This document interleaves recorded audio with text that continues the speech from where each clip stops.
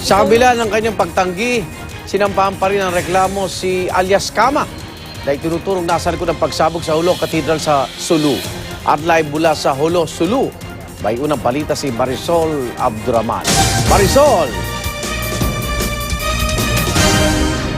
Igan, case closed na ang nangyaring magkasunod na pambobomba sa Jolo Cathedral kung ang tatanungin ang PNP. Siya si Kama ang sinasabing isa sa mga responsable sa pagpapasabog sa Jolo Cathedral na ikinamatay ng mahigit 20 at ikinasugat ng mahigit 100 individual.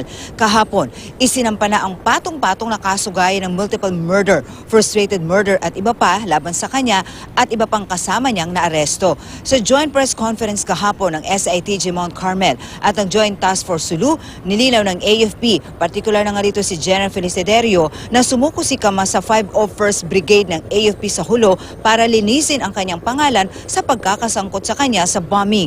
Tinurn over siya ng Joint Task Force Sulu sa PNP kung saan, ayon naman sa PNP, inaresto siya dahil sa kanyang pagkakasangkot. Sa kabila ng kanyang pagtanggi, Igan, gaya nga ng iyong nabanggit, nanindigan at iginiit ng PNP dito that they have the right man. Tama raw ang taong nakuha nila base sa mga impormasyong nakuha nila sa mga saksi at sa kanila na rin daw intel na siya nga ang isa sa mga itinuturong responsable doon sa pagpapasabog.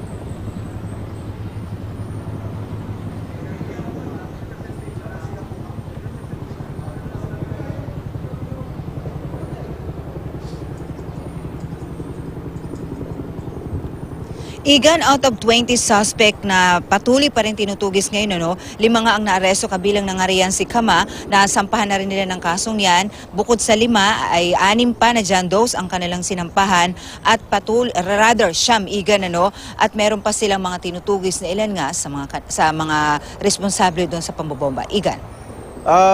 Sila ba'y sumuko o nahuli?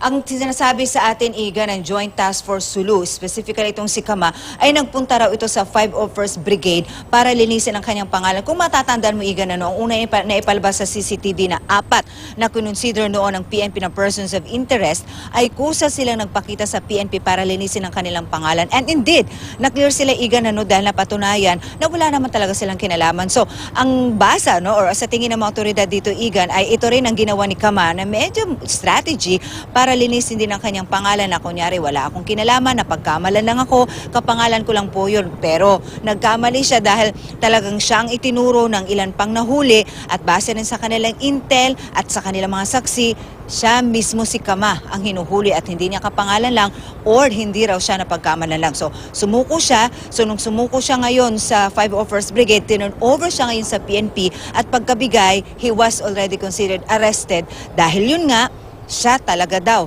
ang kanilang itinuro. Malakas daw ang ebidensya laban sa kanya, Igan. May motibo na ba? Bakit nila ginawa yan?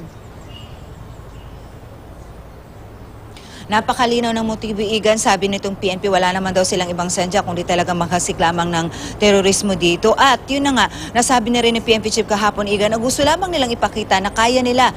They have the force, they have the power, kaya nilang mag-execute ng mga ganitong klaseng terrorism sa bansa. Nang sa gayon ay kilalanin sila ng ISIS na sinasabi rin naman talaga ng AFP na yun ang nagpondo sa kanila itong ISIS Central. Yun din naman ang ginagawa talaga, Igan, ng mga bandidong grupo for them to be recognized at para sabihin nga na eto kami, kailangan nyo kaming tanggapin sa grupo dahil meron kaming kapangyarihan. Rather, meron kaming capability na magludsad ng mga ganitong terror attack, Igan. Maraming salamat, Marisol Abduraman.